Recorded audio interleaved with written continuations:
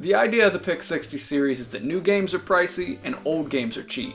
But things don't always play out that way. Crash Bandicoot might as well be the mascot of the PS1.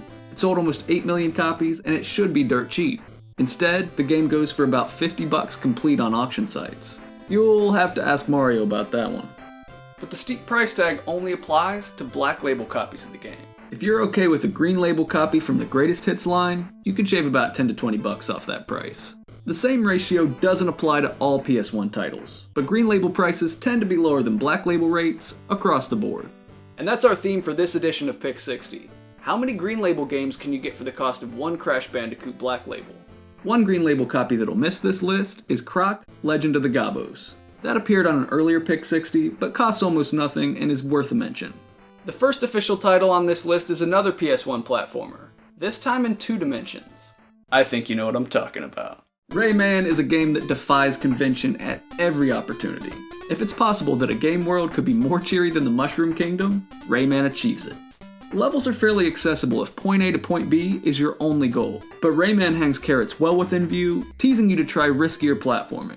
Power-ups gathered at the end of stages not only make future challenges easier to overcome, but also pave the way for players to re-explore and 100% previous levels. Even the convention of humiliating defeated foes gets turned on its head here. What appears to be the game's first boss battle leads to an unlikely friendship that carries into the next part of the level.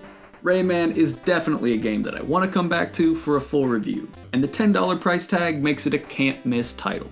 Second on our list is Final Fantasy IX, a game that gets unfairly left in the shadow of 7. You'd think that a 9th installment in any franchise would be a tired affair, but in this case, you'd be way off the mark.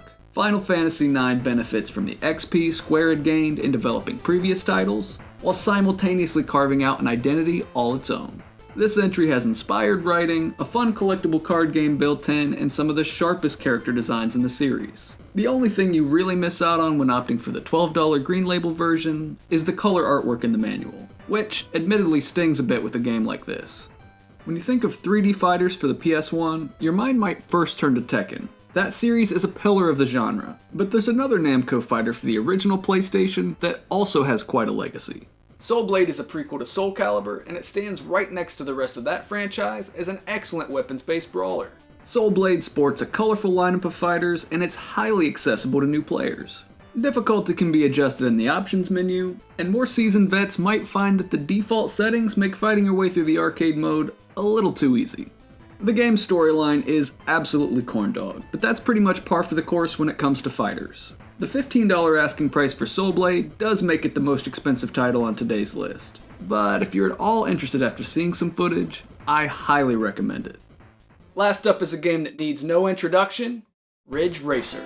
If you watched my review of the HD Retrovision PS1 adapter, you know I featured a lot of Ridge Racer in that video.